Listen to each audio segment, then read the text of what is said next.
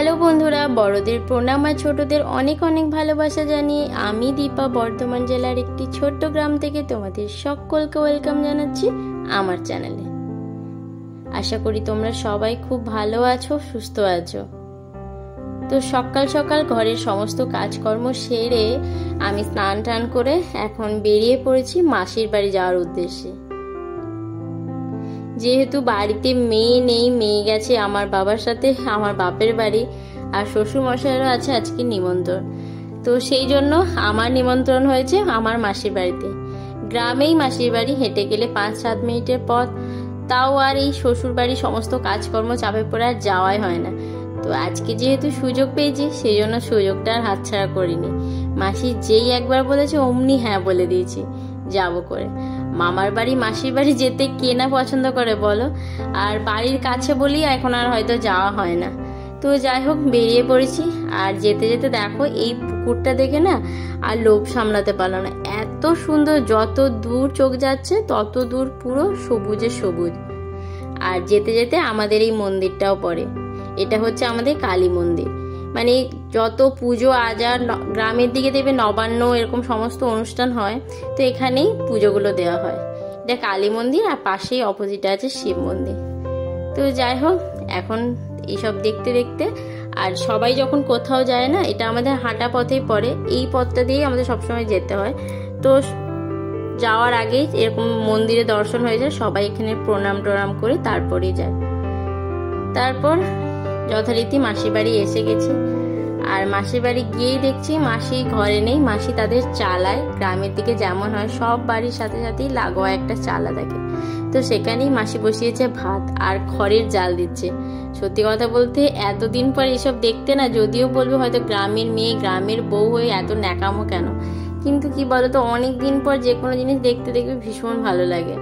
তো ওটা দেখছি, আর এখানেই মাসির সাথে বসে বসে গল্প করছি। যেহেতু মেসোমশাই বাড়িতে থাকে না আর ভাই কেউই নাই, তো ঘরে বসে বসে কি করবো, এখানেই বসে বসে গল্প করছি, আর একটুখানি ভিডিও ক্লিপও নিয়ে নিলাম।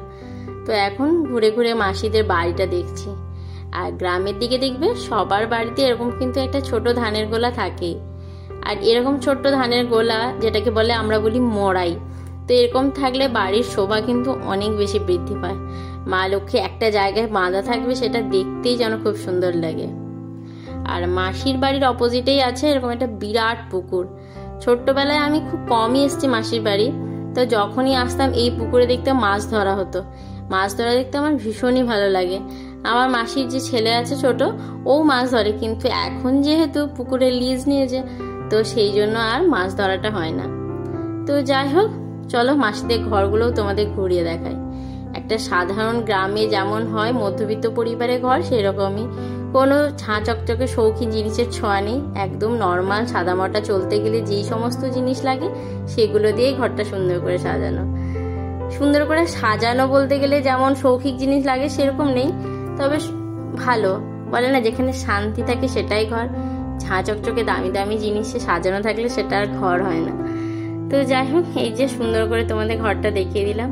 আর মাসিদের বাড়িটা যেহেতু রাস্তার উপরেই, এই ঘরের জানালা থেকেই সমস্ত কিছু দেখা যায়। এটা কিন্তু বেশ ভাল লাগে, রাস্তা দিয়ে কে যাচ্ছে না যাচ্ছে সমস্ত কিছু কিন্তু এই রাস্তা দিয়েই দেখা যায়।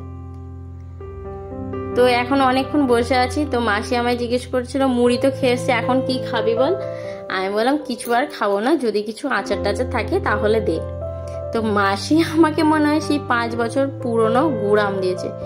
বিশ্বাস করো খেতে পুরো মনে হচ্ছে তেঁতুল খাচ্ছি, এত টক হয়ে গেছে। তবে কিন্তু এই রোদ্দুরের মধ্যে, আর এখন তো এখানে প্রচুর রোদ্দুর, তো এটা খেতেও ভীষণ ভালো লাগছে।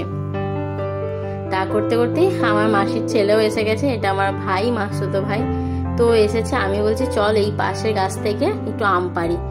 কতদিন এইগুলো আম পাড়া, জাম পাড়া, পুকুরে মাছ ধরা এগুলো দেখি না বা নিজেও করি না। গ্রামের মেয়ে হলেও অনেকদিন হলো ব্যাঙ্গালোরে থাকি। তো বললো ঠিক আছে দিদি চল দেখবি। ও একটা লাঠির ডগার মধ্যে একটা পলি প্যাকেট জড়িয়ে সেখান দিয়ে আম পাড় শুরু হয়ে গেছে, যাতে আমটা পুকুরে না পড়ে। দেখো সত্যি গ্রামের ছেলে মেয়ে আর শহরের ছেলে মেয়েদের মধ্যে অনেক তফাৎ। শহরে যদি এটা কেউ হতো এরকম পুকুরে কি নামতে পারতো? ও অনায়াসে এরকম নেমে সুন্দর করে আমও পারলো। আর আমটার সত্যি সাইজ দেখে না আমি পুরো অবাক হয়ে গেছি, এত বড় আম। মানে পাকার একদম পুরো মুখে, ওই যে পেরেও নিয়ে চলে আসছে। এটা যদিও ওদের পুকুর না, তবে এইসব জিনিস চুরি করে খেতে কিন্তু মজাই আলাদা।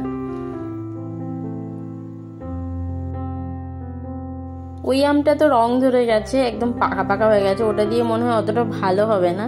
তো আমি ওকে বললাম যে আরেকটা যদি পাস তাহলে নিয়ে আয়। তো যাই হোক, ও আর এরপরেও দুটো নিয়ে এসছে। তো এখন আমি আমগুলো ছাড়িয়ে নিয়েছি, আর এই আমটা আমি এখন মাখবো। প্রতিবার এসে আম মাখা, কারণ এই সময় আসি তো আম মাখা কম বেশি খাওয়াই হয়, তবে এইবারে কিন্তু আর একদমই খাওয়া হয়নি।